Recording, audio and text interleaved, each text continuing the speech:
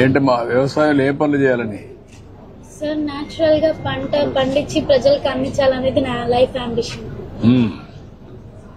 అచ్చా, ఎందుకు నీకు ఆలోచన వచ్చింది? అంటే ఇప్పుడు ఎక్కువ ఫెర్టిలైజర్స్ తో పండిస్తున్నారు కదా సార్, దానివల్ల మనుషులకి హార్మ్ అవుతుంది. అది నాకు చిన్నప్పటి నుంచి అనిపించేది.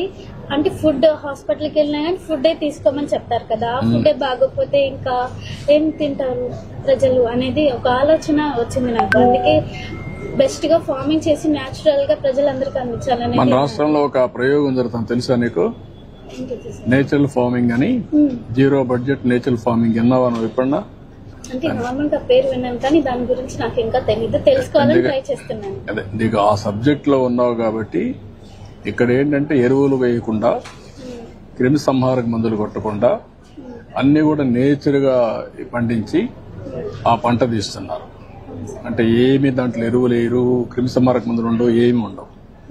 అదే మరి ఇప్పుడు డ్రోన్స్ విన్నావా? ఈ మధ్య కాలంలో డ్రోన్స్ ద్వారా పురుగు మందు కొడతారు తెలుసా నీకు?